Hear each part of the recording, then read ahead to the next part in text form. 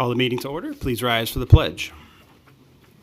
I pledge allegiance to the flag of the United States of America and to the republic for which it stands, one nation, under God, indivisible, with liberty and justice for all.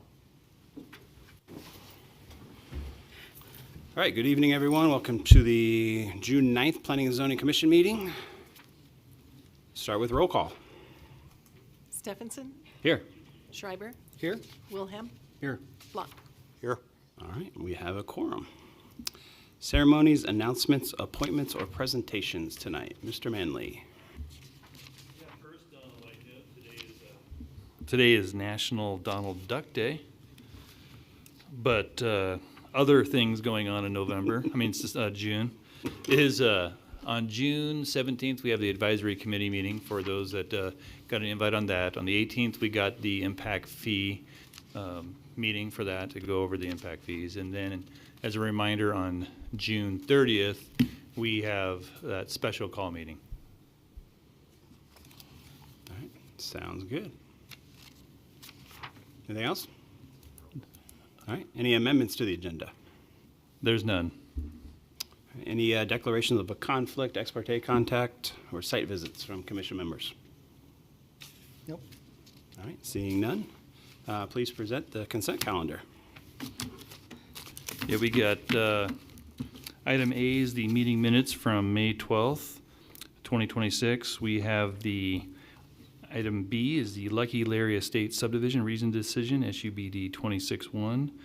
Action item C is the Klondike Place Subdivision Reasoned Decision, file number SUBD 26-2. Action item D is the Genesis Land Special Use Permit Reasoned Decision, file number SUP 26-2. And item E is the McKinley Meadows SUP PUD SUBD Reasoned Decision, file number SUP 26-3, PUD 26-1, and SUBD 26-3. Any questions? Somebody like to make a motion? I'll make a motion to approve the action items as presented. Okay, we have a motion on the floor. Second. And a second. Roll call, please. Stephenson, Yes. Schreiber, Yes. Wilhelm, Yes. Flock. Yes. Okay, next item is citizen issues. This section of the agenda is reserved for citizens wishing to address the commission on an item that is not on the agenda tonight. Persons wishing to speak will have 5 minutes. We have any takers? All right. Any unfinished or old business? There's none. All right. That'll move us right into public hearings tonight. Tonight we just have one. If you're wishing to speak in the public testimony section, make sure you fill out the paperwork, turn that in up front, and we'll call you up at that time. We'll open up the hearing here. Signal Point, Vista, Annexation, and Subdivision.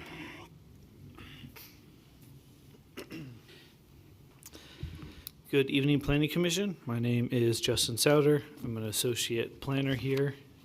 And as you said, we have Signal Point Vista, Annexation and Subdivision, file numbers A and NX-26-3 and SUBD-26-5.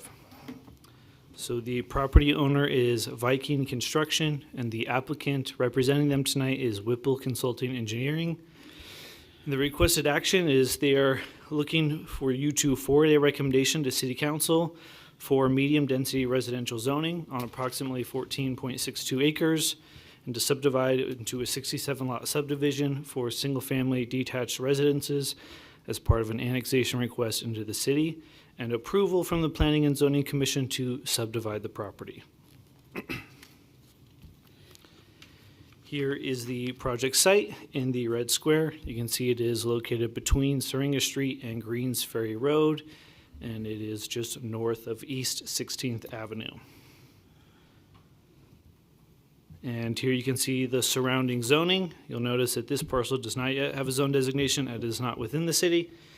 Property to the north contains single-family homes within the county. That's just to the northeast, the area that you see without any color, as well as the recently approved G2 subdivision, which is in the RM zone, directly north in the orange and white hatch. And that property, property is currently single-family home at the G2 subdivision is currently a single-family home and a small farm or agricultural uses.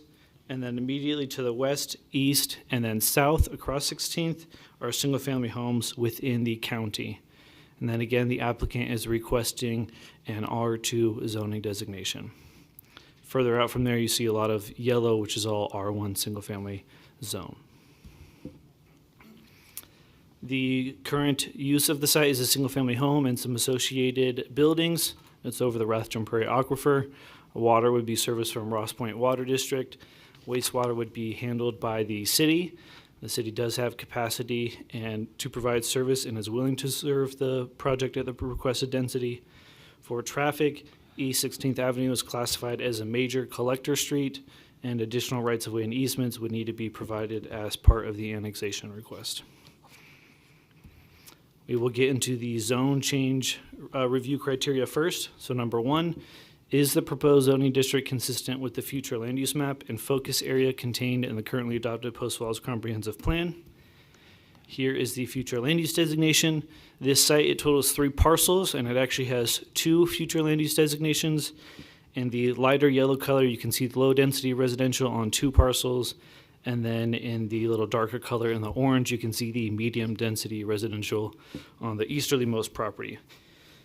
Both of these categories encompass all types of single-family residential uses with varying densities, up to 16 units per acre, which would be based on the location, street infrastructure, and then as well as the focus area.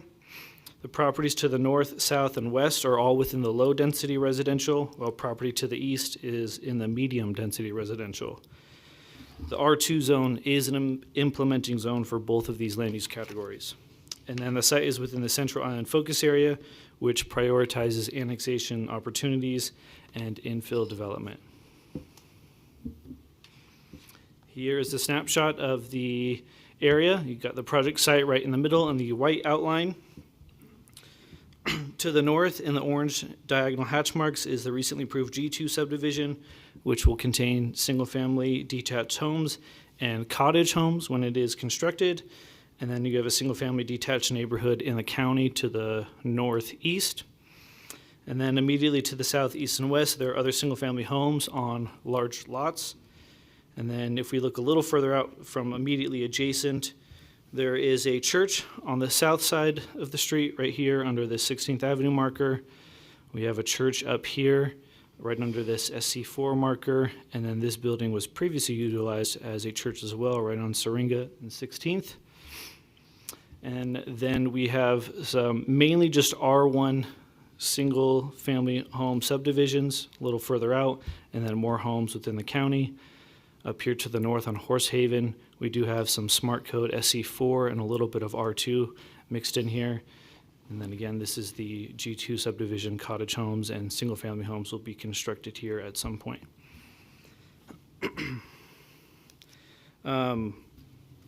If approved, the applicant intends to construct 67 single-family detached homes, which we will look at with the subdivision request, which this would roughly turn out to be 5 dwelling units per acre, which may be compatible with the majority of the development in this area if we have all these other single-family homes or all these other single-family detached products nearby.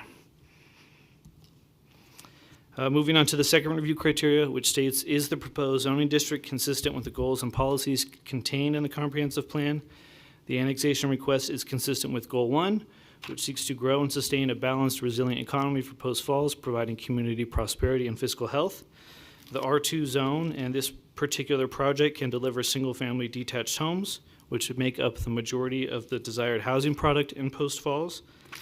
When we're talking about a zone change, there are several factors that need to be considered, and some of these are listed under Policy 2. We got future land use mapping, which we talked about, compatibility with surrounding land uses, which we've also talked about, the goals and policies, which we're currently talking about, and then we got infrastructure, service plans, and existing traffic patterns, which we will get into. So as far as infrastructure, sanitary sewer connection will be made at the existing manhole at the intersection of Syringa and 16th Avenue. And as I said earlier, the city has capacity and is willing to service the site at the requested or the proposed density. For traffic, East 16th Avenue is considered a major collector that is currently configured as a 26-foot wide 2-lane road. The proposed development at the requested zone is not anticipated to create an undue burden on the transportation network that would not be mitigated through the collection of impact fees, and the project will be responsible to complete road widening along their project frontage at the time of development.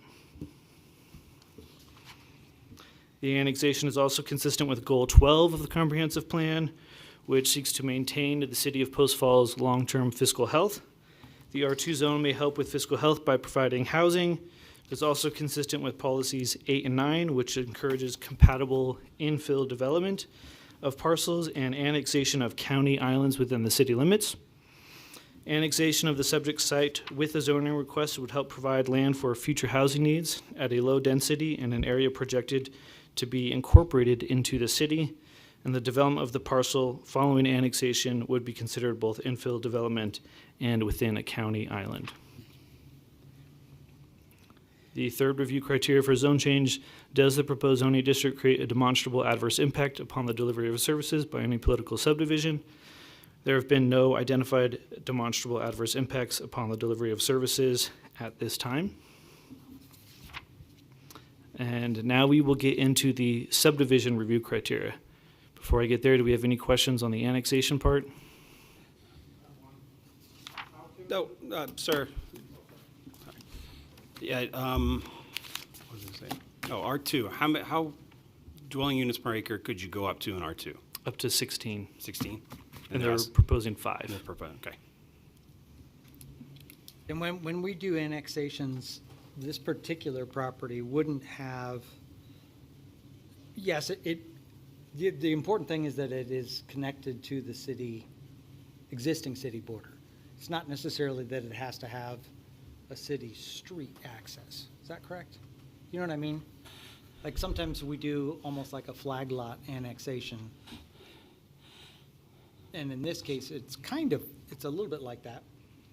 But 16th Avenue, both sides of 16th Avenue on this particular property, all 3 sides, are all going to stay in the county? I think I'm understanding what you're saying, and right here would be the connector. Is this G2 subdivision is within the city, so we have a connecting.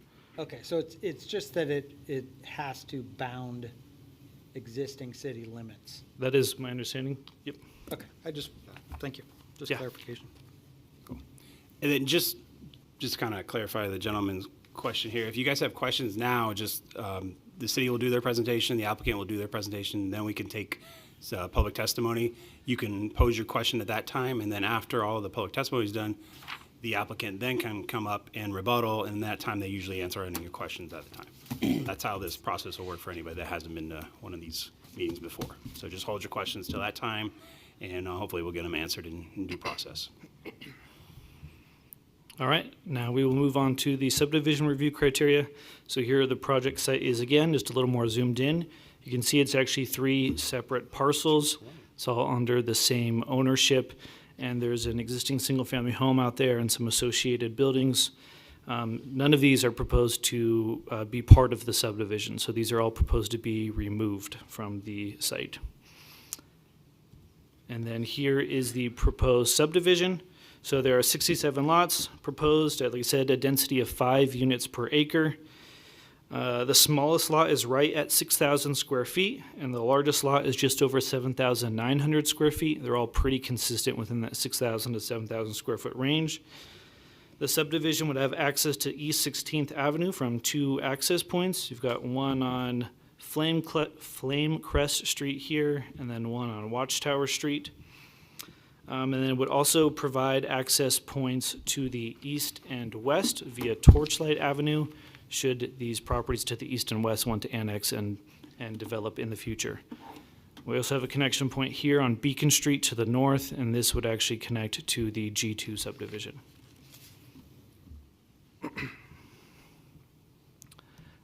Now we will get into the review criteria for the subdivision. Number 1, definite provision has been made for a water supply system that is adequate in terms of quantity and quality for the type of subdivision proposed.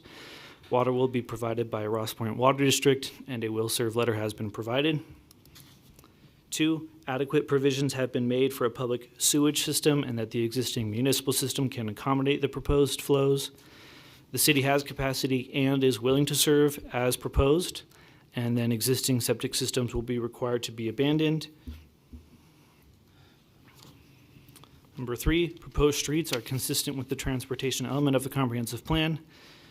So the proposed layout of the subdivision accommodates connectivity and does not anticipate not have a negative impact on the local transportation system.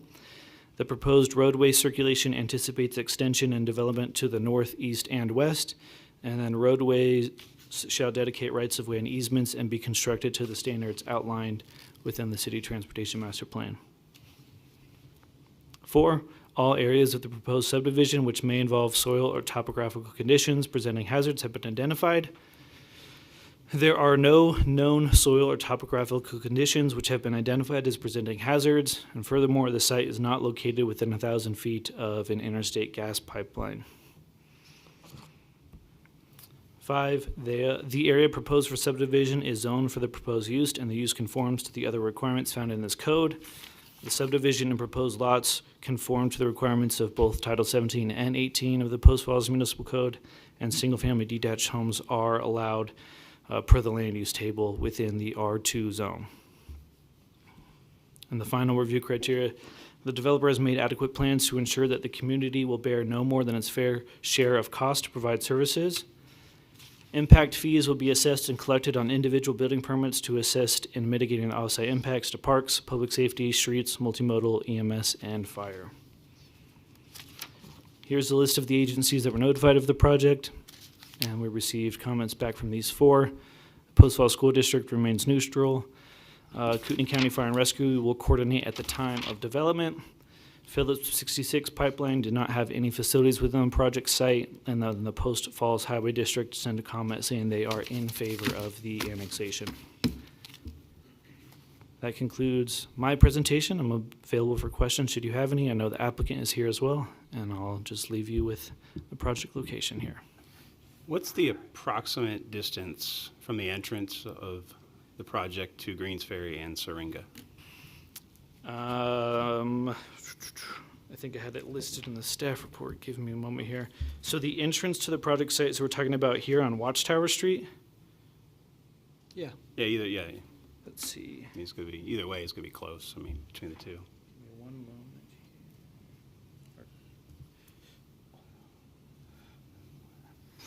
It was in the staff report? I have it from listed, it's about 675 feet east of the intersection of North Syringa. Chris might be able to look that up on our GIS. Yeah, the one from Watchtower, Chris measured at just over 1,000 feet to Greens Ferry. Okay. All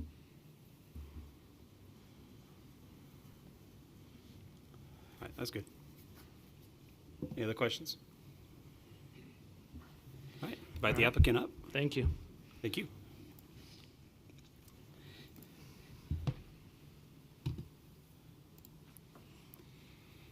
Name for the record, please. Ray Kimball for the record. Good evening, Commissioners. I'm here tonight representing Viking Construction, the owner of this project. I'm an engineer for Whipple Consulting Engineers. So staff did a fantastic job, and presenting Justin did a really good job, a very thorough job. So I'll be very brief with a lot of my stuff. So this is the site location, site vicinity map. We are located roughly 660 feet from the intersection of Syringa and about 990 feet from the intersection of Greens Ferry. And our total frontage across on 16th is just shy of 1,000 feet. So 330-foot wide properties. So the future land use map shows it. We've got the yellow, which is low density residential. Orange is medium density residential. As staff mentioned, the proposed zoning that we're asking for is an R2 with a single family restriction. We're completely okay with single family restriction. No duplexes allowed. Because it's the plan is not to do duplexes. We're planning on doing single family residences. So we're fine with that restriction. This is, again, how this sits with the zoning in the vicinity. So we've got residential mix to the north, which is kind of a complete mixture of different sizes of lots with the cottage houses and some large single family, et cetera. The plan here tonight is, and the plan of my client is to put their, what they call their town series homes. So they have two product types. One's their signature series, one's their town series. Town series are the ones that all fit on the 50-foot wide lots. So and that's what we're doing. We're doing the vast majority of these are 50-foot wide, so 50 by 120s, which is pretty typical of what you would see in most of these single-family subdivisions throughout Post Falls. So with regards to the annexation criteria, the proposed, is it consistent with the future land use map and the focus area? Absolutely. The R2 with the single-family detached restriction. That's an implementing zone in the low-density and medium-density residential land use categories. It fits the future land use map by being under, so we're just shy of 4.6 units per acre with our layout that we have, which is well under the 8 units per acre allowed by the low-density residential and well under the 16 allowed by medium-density residential. So we're definitely on that lower end. Not trying to maximize everything that we can by putting a whole bunch of duplexes or twin homes or anything like that in there. This is basically trying to do a single-family residential subdivision on lots that are 50 feet wide. To be quite honest, if the city is R1 zoning allowed for 50-foot wide lots, we'd ask for R1. This is essentially like R1 almost, the size of the lots. Yeah, that's exactly right. And isn't, like, if you go back a slide or two, right there, all that yellow, that's R1. That's correct. And that's basically what you're doing. Yes. Yeah. That's 'Cause it's basically what we're doing. The only reason we're doing R2 is because the code allows for a lot width down to less than 60 feet. Right. And that allows Viking to put their town series product, which are right in, every one of those town series homes fits on a 40-foot wide building envelope, which with 5 and 5 setbacks on the side allows us for a 50-foot wide lot.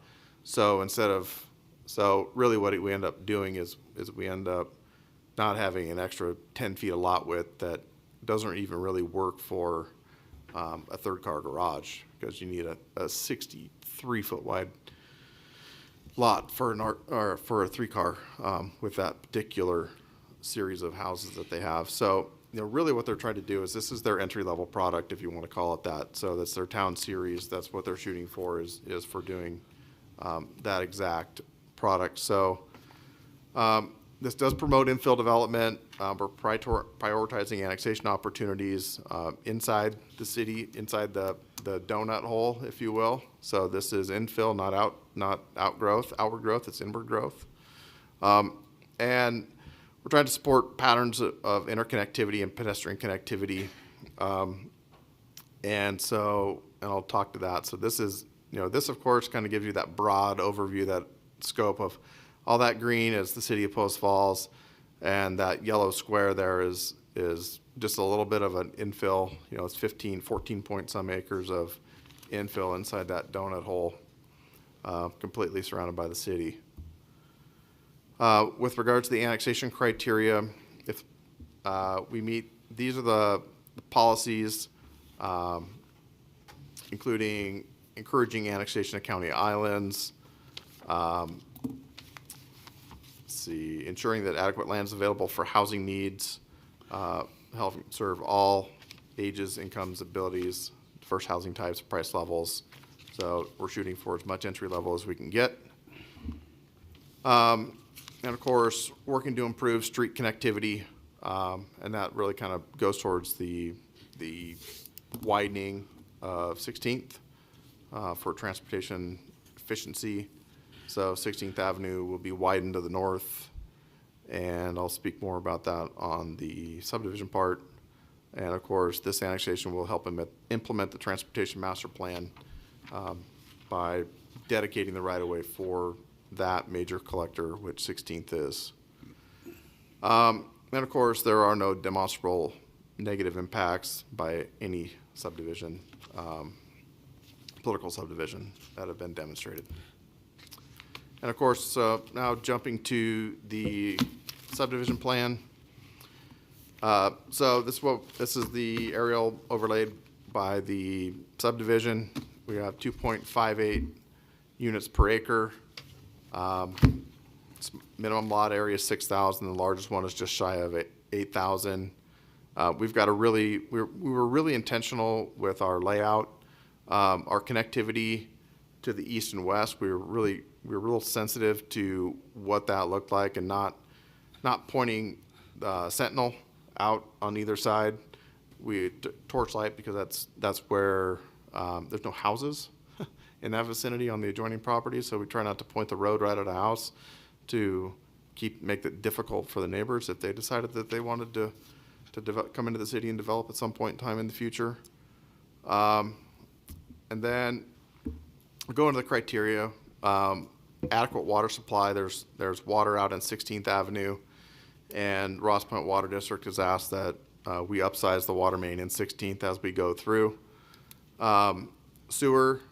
There's sewer out at Syringa, and so the sewer in Syringa at the intersection of Syringa at 16th. We'll be extending it from there all the way to and across our property. That sewer in Syringa went in I think 04 or 05 with the Fieldstone development.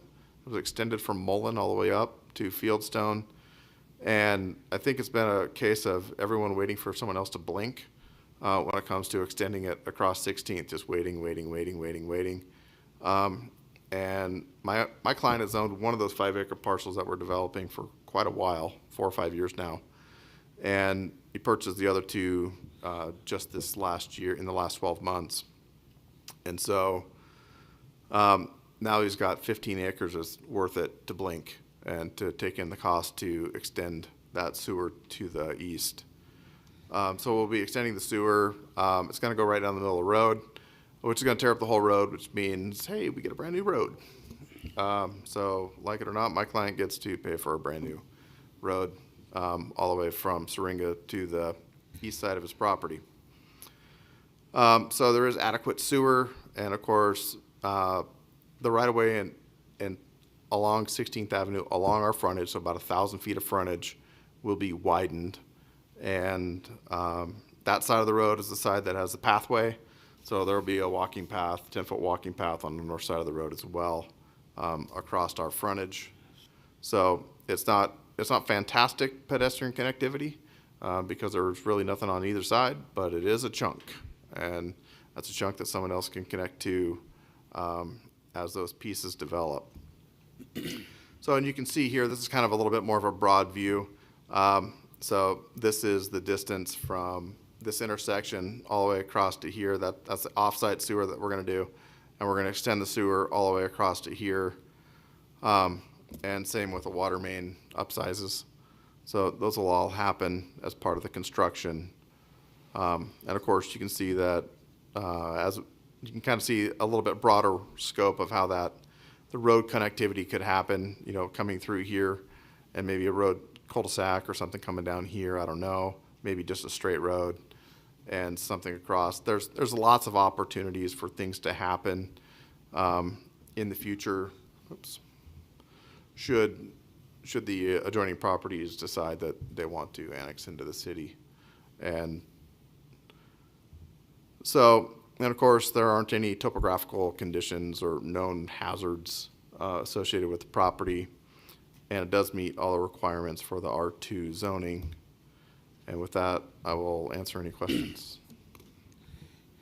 Is the subdivision to the north, the G2 subdivision, the layout of that, will that connect to Beacon? Yep. Okay. I took their preliminary plat that they had, and we surveyed everything and made sure that the streets lined up. I just hope that we go in first so we get to name the street. What did they want to name it? I don't know, but I like Beacon better. Any other questions? So in the conditions, Ray, Yeah. I think it's condition 3, it says a single phase. Yes. Is that what you anticipate, is to do this in a single phase? Yes. Okay. Yeah, we don't have any problem with any of the conditions. And there, I don't see a condition on there that limits it to single-family. Would you be opposed if we put a condition on there that limited it to the 67 units that are proposed? No townhomes, no attached homes, no condos? Those usually go on the annexation, so we would embed that in at the time of that, not usually at the subdivision. We usually have conditions related to the subdivision at this point on the preliminary plat. We would be okay with a single-family detached residential restriction. Which would end up in the annexation agreement. Yep. That's Yeah. exactly what we intend to do. Well, my concern is that we're not voting on the annexation agreement, so we don't have any say on that. Agreed. But when it goes to city council to be annexed, I'm sure that'll come up and they can, obviously, because that was be actually my question, because Mr. Kimball had already mentioned it. Right. Well, So we're I- gonna draft the annexation agreement and have them sign it before it even gets to city council. So they'll- In that draft contract, more or less, we'll draft it with that language. So that way it relieves that even being discussed of what the option is. So that way it lives up to the intent of the applicant, so. Yeah, our intent is not do any duplexes, not do townhomes, none of that stuff. It's single-family detached residential as shown. And so that's the plan. That works for me, yeah. So, That's my biggest concern. It's not what you have proposed here necessarily. It's just if we do annex it and we annex it with the R2, something, and we'll talk about it when we Yeah. get to deliberation. any other questions? All righty, thank you. Thank you. I'll leave this up. Public testimony?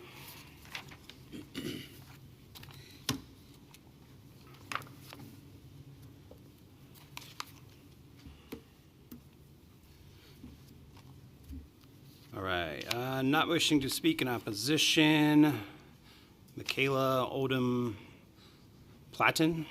Forgive me if I mispronounce anybody's names here. Please do not pass this annexation. We are farms and medium density does not fit the farm area.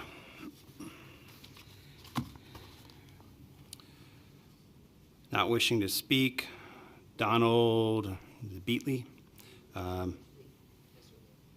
Building too fast. No, I just have one question. Now, I lived, Sir, if you could come up here if you had the question. yeah,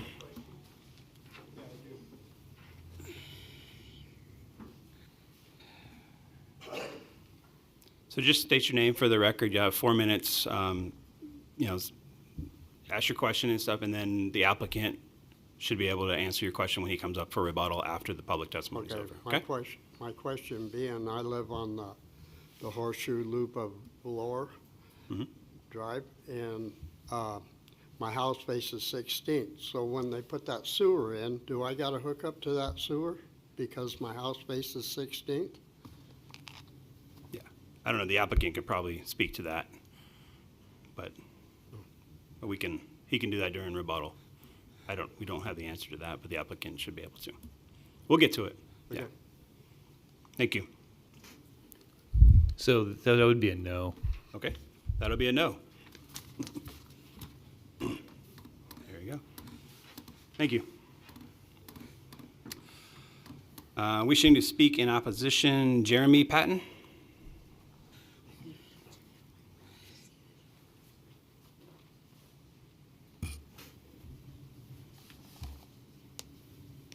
Sorry, guys, I'm not the best public speaker. I have a traumatic brain injury, but I'll do my best. I had some friends help with writing stuff. That's great. Got submitted.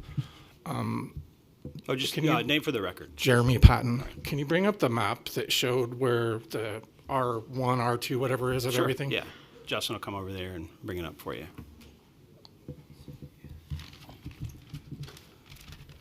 Does this help you? Yes. Okay. So I would just like all you to look at that.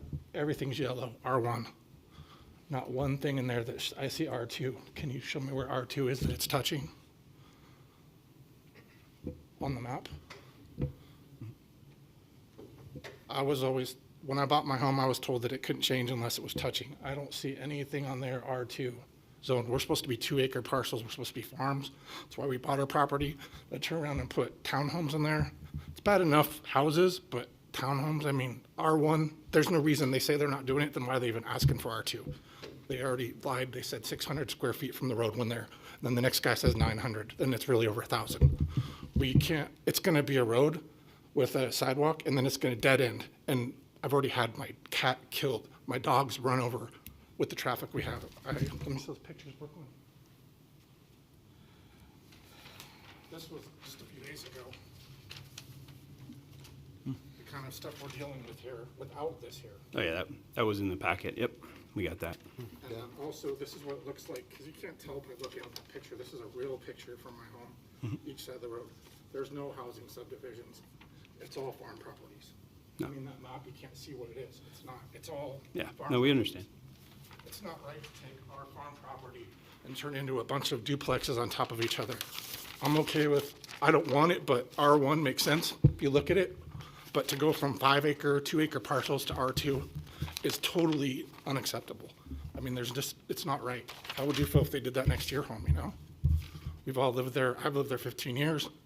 It's not right. I've had, like I said, my dogs run over, my cat's killed without it. Do you see the accidents? What's gonna happen? They don't build that. If they built it to the end of the road or started like they're supposed to on the corner and went all the way down, it wouldn't be a problem. But no, they put this thing in the middle and then there's nothing around each side. They should have to take the road to the end. The other thing is the timing. They sent this letter out to tell everybody so we don't have time to prepare. It came in on a Friday, Memorial Day weekend. That's not enough time to go out, get people to help support you against these things. And then they're taking people on the road above us that aren't even, nothing to do with it. There's no road in between that. It has nothing to do, the people on 16th are the ones that have to deal with this. The people above that, they're never gonna see any of that. I mean, they may hear a little noise, but that's not affecting them. So I would like to beg you, please, to make this R1. These companies are shady, evil, they already lied right in front of us. 2 different guys said 2 different things. Their businesses, they should not have to, they should have the decency to tell the truth. 600 and 900, and none of them went to the 1,000. These kids are gonna walk down there and they're gonna get hit. My daughter already got hit walking down the road. Nothing, with sidewalks. There's no sidewalks here, there's no nothing. It's just farm country. My neighbor has 5 acres goats. I have German Shepherds. How's that gonna mix with all these medium density houses? It doesn't go. They're gonna be calling the police all the time because my dogs aren't working. I was there first. So thank you very much for your time. And I beg you, please, please, do not let R2 go in. That's too much. That's too big of a change. There's nothing on the whole thing. And even if you look at, if you have to do it, look at the map, the one to the far right. That's the only one that said R2. If anything, make that R2. At least it's not as bad, but they shouldn't all 3 be R2. That's not in our planning for the future. That's closer to the road. Let them do 2 things, you know what I mean? But have one for the whole thing is not right to take all 3 of those and turn them R2. They're not zoned for that. They're not even future zoned for that. These guys with these Viking construction, their rating is 2.4 out of 5. That they're building shady homes. People read some of the reviews when you go home. I encourage you guys to. They're not building good houses. They're building profit. In 5, 10 years, the house fall apart. The people walk away, and we get stuck with it. Thank you. Thank you. Wishing to speak in opposition, Brooklyn Elizabeth Patton.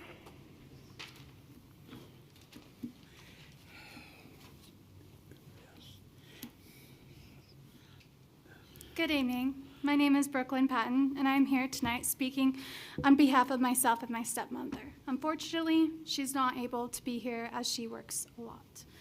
As a resident representing the next generation of our household, I want to voice our family's strong opposition to the request of R2 zoning for Signal Point. Because we live right across the street, we will be ground zero for the impacts of the decision. We are already experiencing the real world failures of rapid development on our narrow road, and I cannot safely or legally handle the intensity of an R2 zone. My sister was walking to school before, and she actually got hit. And as a housing development is coming in, they're gonna build a sidewalk to wherever the housing is. It's not gonna help anyone. It's gonna make traffic way worse. I mean, she was already hit without these housings being there.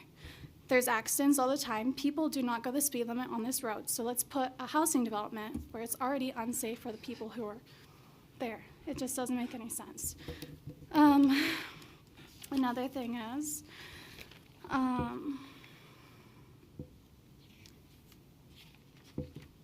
moment. It's just, I don't know. I don't think that this should happen. Obviously, you guys can take what you're going to take.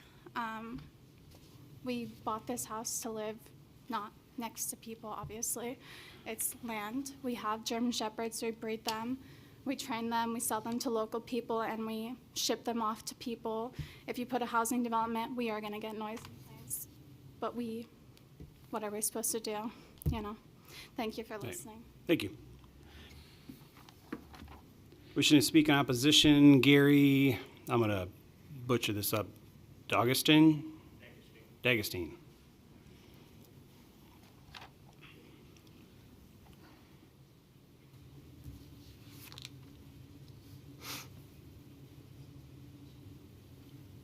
I'm Gary D'Agostine, 1642 East 16th. I didn't realize that street to the west is going to go right into my freaking bedroom. So that's going to be lovely at night. I really don't have a problem with it being R1, but R2 is going to put too much traffic on the 16th. And city's going to have to do something with 16th, Syringa, Idaho, and Greens Ferry, because they're both just, you know, like a destruction derby right there. But, yeah, I'm just in opposition to R2. I've been in that house 50 years and watched it grow, and I knew it was going to grow someday, but not this crazy. Okay, thank you. Thank you. Invite the applicant up for any rebuttal.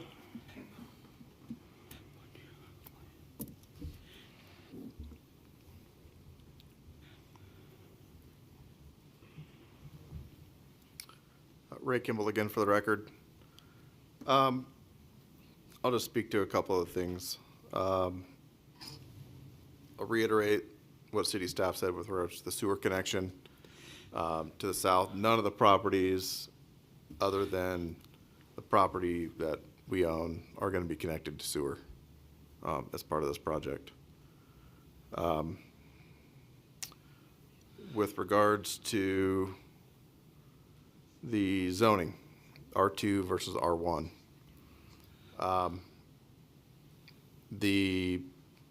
This is essentially an R1 zoning. The only difference between what we're proposing and an R1 zoning is we're asking for a 50-foot lot width, which is why we're asking for R2. That's why we're asking for a single-family restriction, which the only functional difference between R1 with a single-family restriction and R1 or R2 with a single-family restriction is lot width and lot size.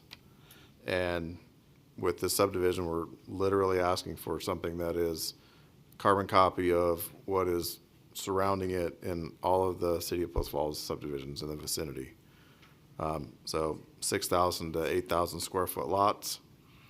We will be widening 16th across our frontage, so nearly 1,000 feet of frontage, and putting pathway in all the way across the frontage for pedestrian use.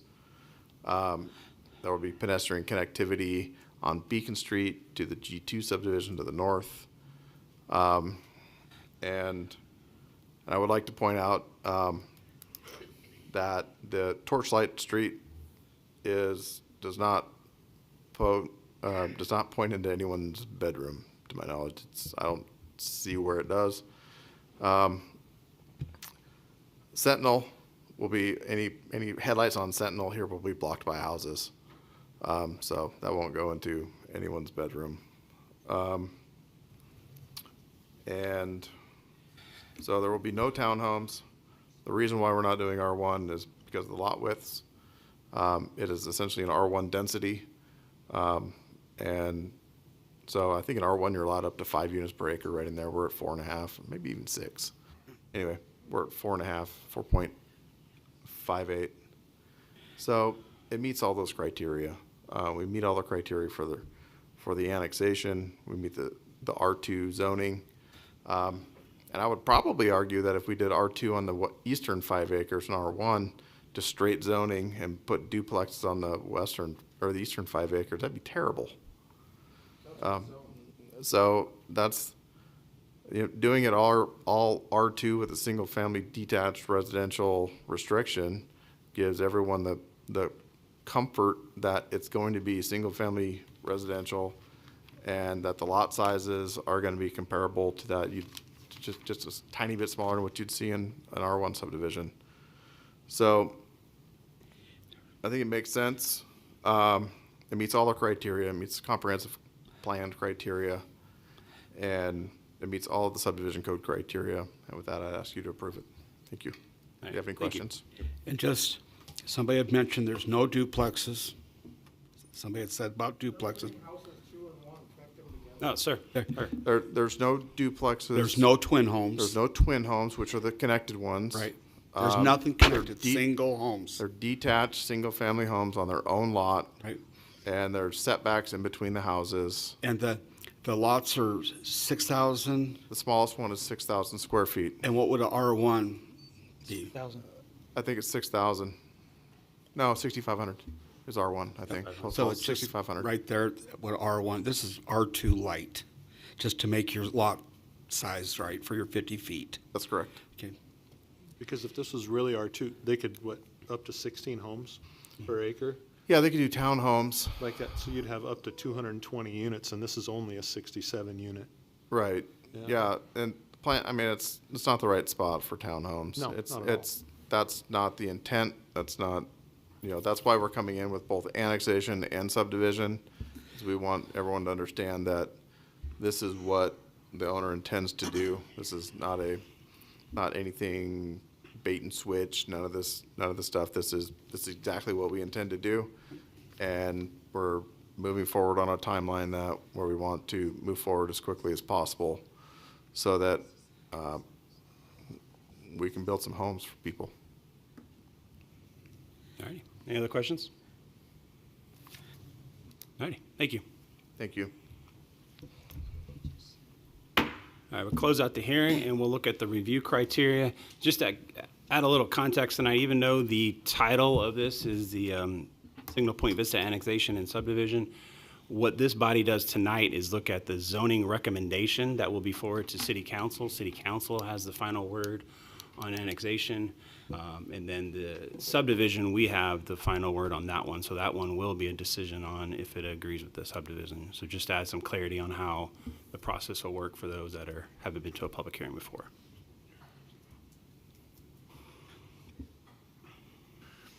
All right. Thank you, commissioners. So we'll start with the annexation criteria for Signal Point. Annexation file number 26-3, a requested zone recommendation of R2 to City Council for consideration. So number one, is the proposed zoning district, which is R2, consistent with the future land use map and the focus area in the currently adopted Post Falls Comprehensive Plan? So it is within the Central Island Focus District. The Central Island Focus District is further delineated, actually splits this property with a portion of it being medium-density residential and a portion of it being low-density residential. That said, the implementing zones for low-density are R1S, R1, R2, RM, and SC3. And the medium-density are R2, R3, RM, and SC4. So the R2 zone fits into both the low-density and the medium-density requirements as outlined in our comp plan. Nothing to add. Okay, thank you, commissioners. Number two, is the proposed zoning district consistent with the goals and policies contained in the comprehensive plan which are relevant to the area under consideration? The two that jumped out at me, and this has kind of been for this whole area, and we mentioned it a couple times, is policy 8 and 9, talking about infill has a big component of the comp plan, and the county island, we talked about this, is probably one of the bigger county islands we have in the city to fill in those, and that helps with the connectivity and infrastructure as the city builds out.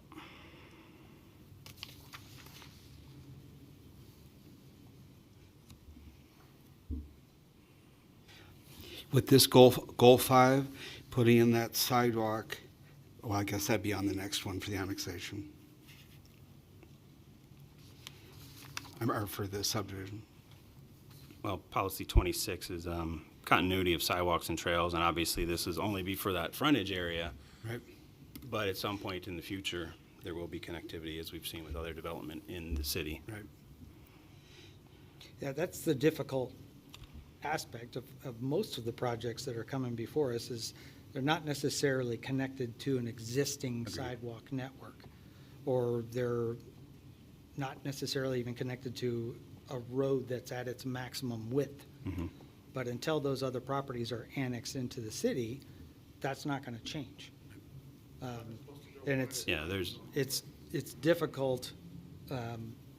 Like in this case, we have a developer who's essentially donating 1,000 feet of frontage at a width of, it looks like 20-something feet. That's a lot of land that the city's going to gain to add to our streets and infrastructure network, including the sidewalks. And granted, those sidewalks don't necessarily go anywhere yet, but they will improve over time what's there. yeah. Is my thought. Okay, thank you, Commissioners, for that. Number 3, is any evidence of a demonstrable adverse impact upon the delivery of services? None presented. Yeah, nothing was identified in the staff report. Okay, thank you for that one. So maybe we will move on to the subdivision criteria, and we can address them both at the end for motions. So the second decision before you tonight is subdivision 26.-5, signal point, 14.62 acres requested into 67 single-family lots. And again, the approval of this subdivision would be contingent upon the annexation being approved by City Council should you approve the subdivision tonight. Number 1, definite provision has been made for water supply, adequate in terms of quantity and quality for the type of the subdivision proposed. Ross Point Water. Yeah, we have a will serve letter from Ross Point, including the fact that, I don't know what you would call it. The developer's adding to the system there, making improvements to the system to, Oh, increasing the water main at Water 16. main, so no concern with water supply. Yep. And then similarly on number 2, the same question for the public sewage system. Yeah, City of Post Falls has adequate capacity for that. And the city has the policy of if you're going to have these services extended to your property, you got to go to and through. So with the sewage extension all the way down from Syringa, that's a substantial distance to be running that line all the way down to their property, just as a note on that issue. Number 3, a question on proposed streets being consistent with the transportation element of our comprehensive plan. Yeah, the layout was purposely designed to have that connectivity to the development to the north, which is starting to infill this whole area. To kind of use an analogy, I think what's happening with this area is a developer previously had already blinked and they decided to start developing, and then others started jumping on there. You know, best case scenario, it would start from a corner and go across, but it just doesn't always work like that. That's why we see a lot of piecemeal together development, and then in 20 years from now, it'll be all together. But until then, the connectivity is planned out.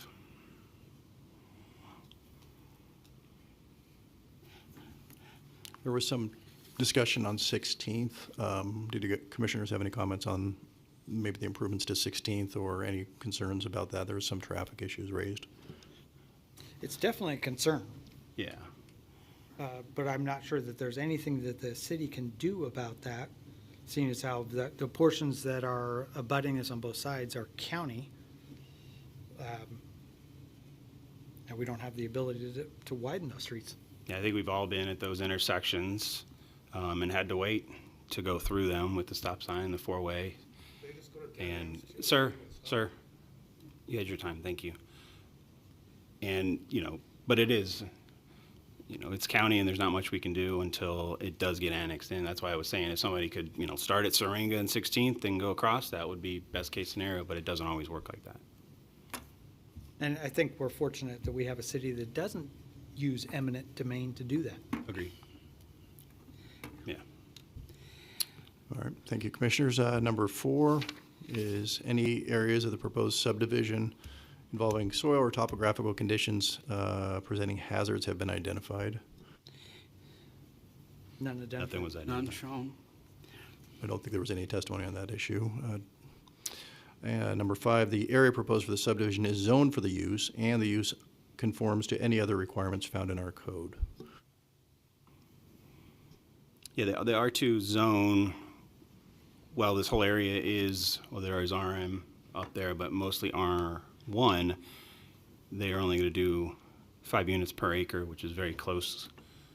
It resembles to R1, and the only reason they're doing R2 is to be able to make a little bit smaller house on a smaller lot, which is the entry level, which I think we can all agree that has been a big topic in our comp plan discussions as that has been going through, to have a little bit more affordable, attainable housing, and hopefully this product will bring that.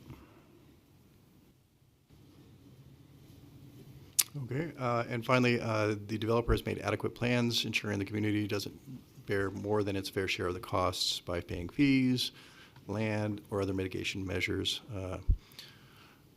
to address the impacts. This is generally going to be handled through collection of impact fees, along with the improvements the developer's making to the public improvements, in other words, the city streets and sidewalks. Agreed. Agreed. Thank you, Commissioners. All right, thank you.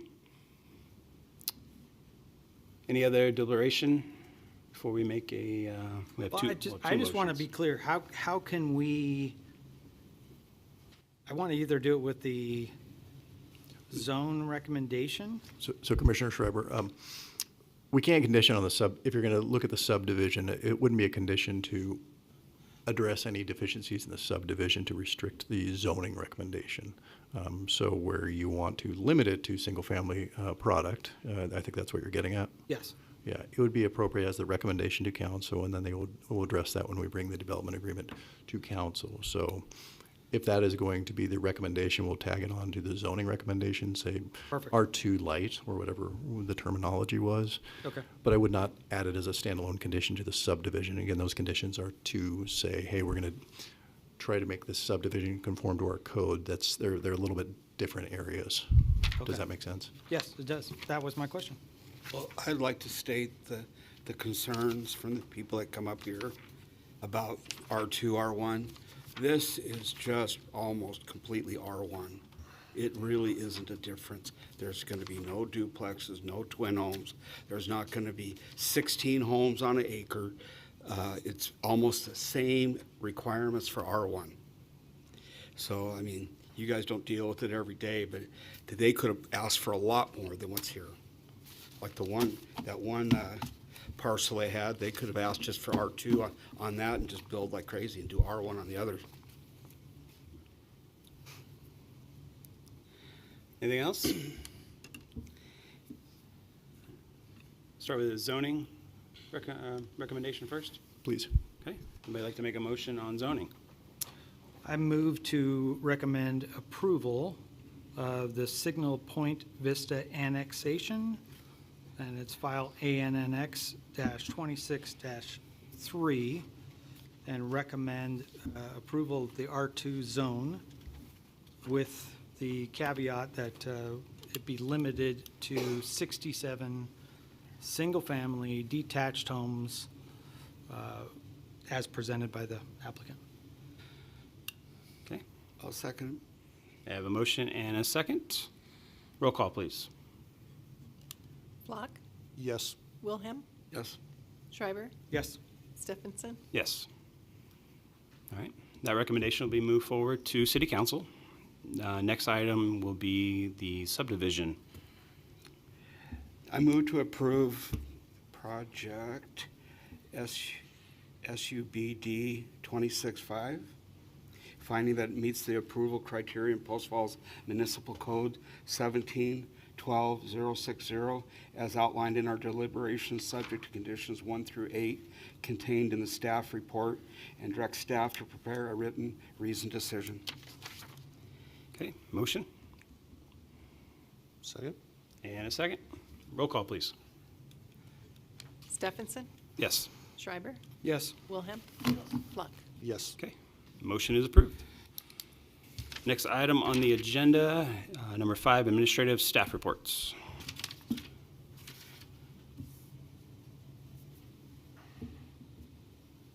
Mr. Seal. Commission. Bob Seal, Community Development Director, City of Post Falls. As I'm pulling this up, and as I was just listening to the conversation that we had, it reminded me that next week we are having a workshop with council to discuss the results or the effects of Senate Bill 1352, which is the starter home subdivision, which which will likely change the way we end up looking at subdivisions and looking at zoning within the city. Under that bill, we're required to allow for lots down to 1,500 square feet and no more than 30 feet wide as a requirement for any subdivision in the future in any residential zone. That was passed to the legislature this last year. So that'll, a product like this could have come forward with 1,500 square foot lots, 30 feet wide. Any zone. R1, R2, R1S. Yeah. Anything that's 4 acres or more is a subdivision, is kind of the way that it's set up. So we will be trying to figure out how we're going to address this in our comprehensive plan and our other land use regulations. After we get some direction from council, we'll then begin working on those types of zoning changes that need to be made. And you will be involved at that point because zoning changes come through you for discussion. So just wanted to. Is there any thought of using the aquifer as the emergency protection against that? It's not good enough. If sewer capacity in a specific area at a given time was constrained, that might be something, but it has to be shown at that time. That's one of your criteria already, essentially. So. Okay. So what was before us tonight, they literally could have had, under the new Idaho legislation, 30-foot wide lots. Correct. Boy, that's a lot of houses in there. Could have been. So we're looking at avenues as to how this can be accommodated because we're required to provide it. So, but until then, land use applications. That's going to be interesting. So, Yeah. So this is kind of just data. This is just information that we collected from over an 8-year period. This was a request from one of the city council members. Last fall, actually, we started digging into how do we present the information that I'll show you tonight. So we also, as part of this effort, created a GIS website that kind of tracks this data, and we'll have it updated every year just to kind of show historical trends. So the information that I will be going over this evening are the annexations, plats, site plans, preliminary plats, special use permits, PUDs, and zone changes over the past 8 years. So this is the new dashboard. This is kind of the view of it. This is the summary page that shows that we had 65 approved annexations during that time period. There were 1,500 plus rezoned acres. Throughout the process, it created 3,500 buildable lots. 3,600 multifamily units were created during this time period. And we had also approved 203 site plans, amongst other things. Breaking it down a little bit further, I wanted to look at annexations first. And we kind of broke it out into 2 4-year periods because there was kind of this transition period going from the a council from 2018 through 2021. And then we started to see some change in council members in 2022. And this was also coming out of that first initial boom. We saw a lot of growth starting to take place in 2018, and obviously increased even more so come COVID. So how did things, how were things any different? And so I'll kind of go through that. And I think that the result was not a whole lot different. The 4 years were pretty similar in a lot of different ways. But as part of this, I wanted to show that there were 2,600 acres annexed during that 8-year period. However, some of those big ones, and I put the top 10 contributors on here, the land application sites that were annexed for the city were the biggest contributors, and those are still being held and will be held pretty much in perpetuity or until such time as we determine that they are not going to be necessary, but they will be continue to be used for farmland, and in the future will be used for land application, as well as farmland, same thing. In addition, there was the Pleasant View North annexation, as well as the, and those were broken into 4 different pieces here because there was 4 different zonings. But as you can see, the majority of the annexations by properties were, the acreage was those city-owned properties, strictly for controlling the land within the city limits. And you can also see that there were different denials that took place. Does this have a pointer? I don't know. You can see under here that the red ones are denials and the green ones are the approvals. You kind of need to come down here towards 24 and 25, and there still remains a number of applications that are either on hold or in review, still being processed. It takes typically around 9 months to process, approve, and finalize an annexation in the city.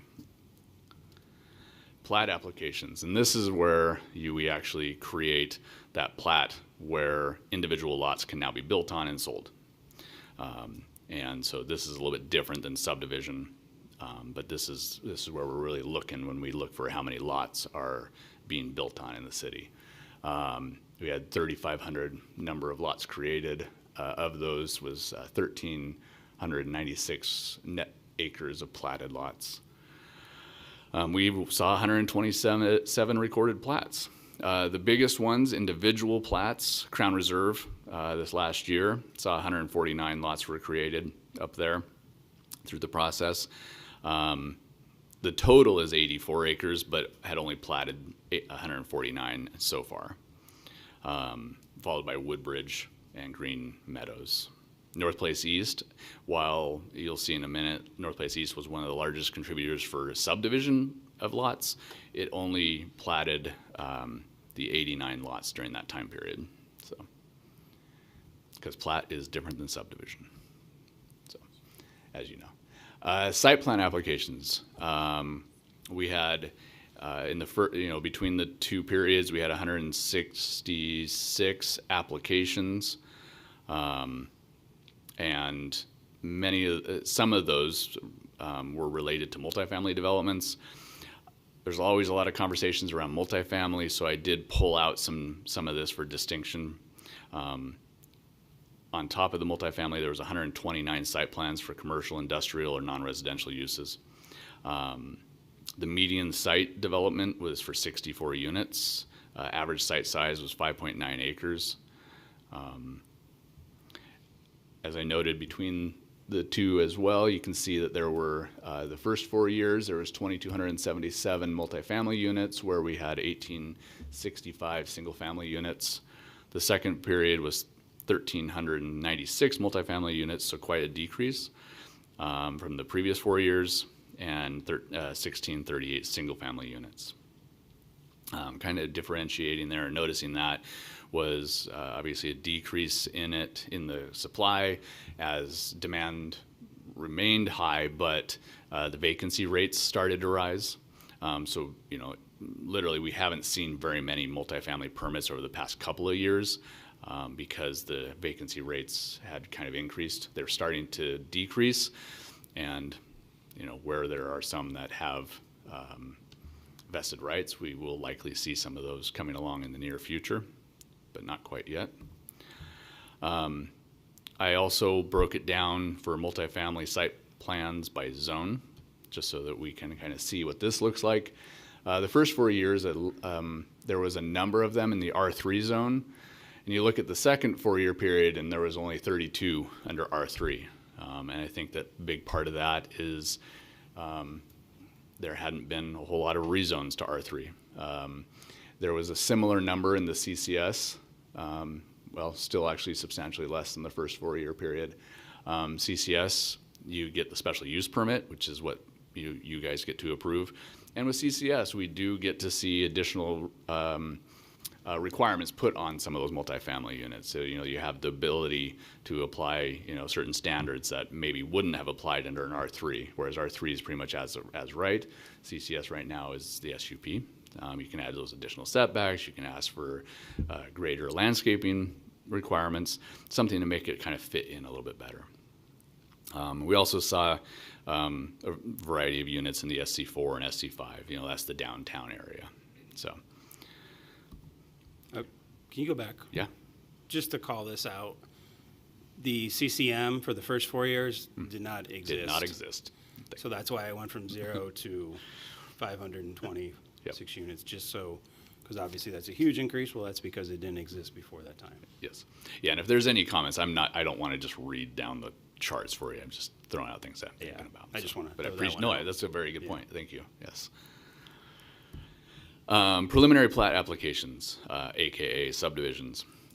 As we work on the subdivision code, we will be bringing that forward in the not too distant future. We're trying to change the terminology to preliminary plats away from subdivisions, because that's what they are. Yep. But preliminary plats, you can see R1 kind of led with the 1,562 lots. The RM with 1,273 lots, the majority of that RM is all in North Place East. So that's where those were at. Again, not platted. This is kind of the supporting piece that when we do approve a subdivision, it doesn't mean it's going to get built out next year.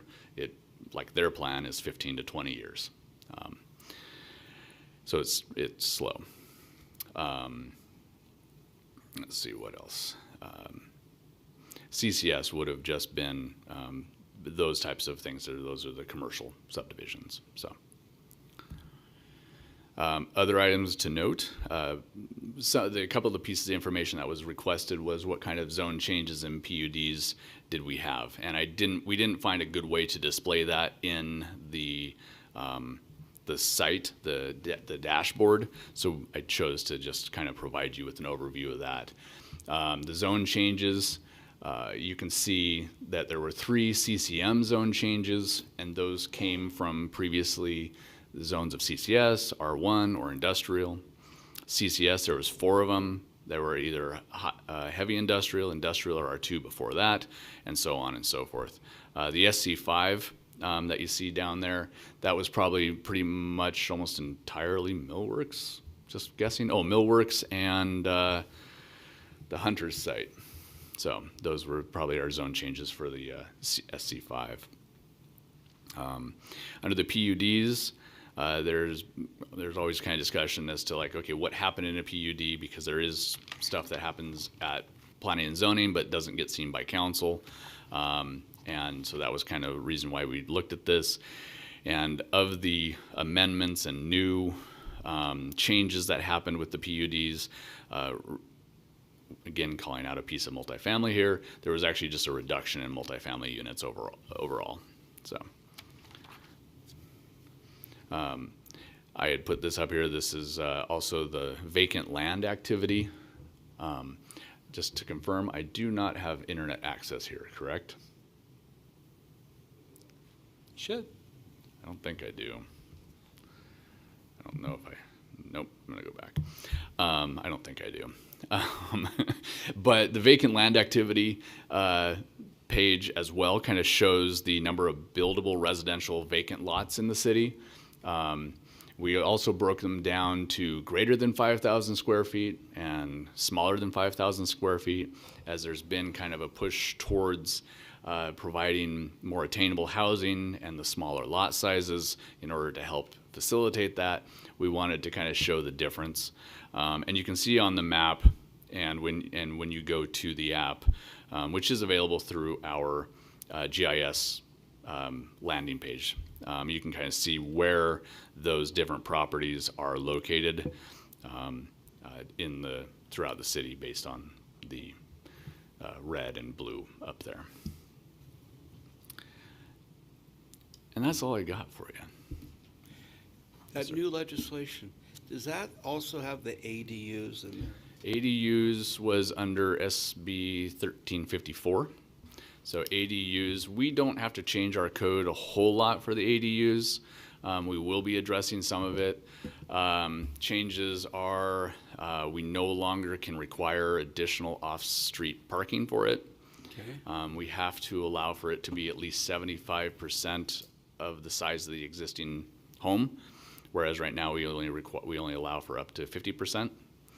And we no longer can require an owner occupancy of the site. Those are kind of the big pieces that really stood out to me. Just a question. I live in the Meadows on an acre. I don't want an ADU. But could somebody put an ADU on that? Not if you're CCNR. Your CCNRs do have something to say still. Oh, they do, okay. Yep. It didn't make any changes to existing CCNRs. Okay. Correct. Yep. Yeah, we're not quite as concerned about with our stuff. I also made some changes to short-term rentals, and that was big for some of the surrounding cities. We currently don't regulate short-term rentals. Not that I hadn't thought about it. We don't have an issue with it today. We may someday, but our issue is not the same as Coeur d'Alene's issue. Right. But they took away basically all local control on short-term rentals. So, and that's kind of what some of this. Free range now, isn't it? Yes, pretty much. Yep. Yeah. You're not even required or allowed to have a registration for them. And so, the reasoning behind some of this, if you ask the legislators, it's reducing red tape, allowing for greater private property rights. That's kind of the gist of it. So, and in addition to that, trying to provide additional affordable or attainable housing options. So, This will be updated once a year? yeah, pretty much. Yeah, I mean, our goal is to. My goal would be to have it updated in January, calendar year type of stuff. Do you, like a rolling 8 years, or? We'll just go ahead and add on. Add on? Yeah. Well, And then this will be on the website? it is on the website already. I think I tried to link it in one of these. I just don't remember which one. And I don't know if our internet. We'll see. It does work. There was one point in time where we weren't going to have internet access available from this computer. Gotcha. They were worried about viruses. Sure. So don't need, somebody like Ray coming in here and downloading something bad for it. But yeah, so you can find this on our website. And the vacant land activity, this one does get updated regularly, and doesn't display super well. So right now we're at 510 buildable residential lots. This number is based on 2017 forward. We've had this around for quite a few years, but there were a number of more or less unbuildable lots that were still within there, that were kind of owned by the adjoining property owner or something. It was just ones that had been on the books for decades in some cases. So we kind of pulled off some of those and wanted to focus on, okay, what's actually most likely to be buildable. So, okay. Any other questions? All righty, thanks. Okay, thank you guys. Next item, commissioner comments. Seeing none. Next item is adjournment. All in favor? Aye. All right. Meeting adjourned. Thank you.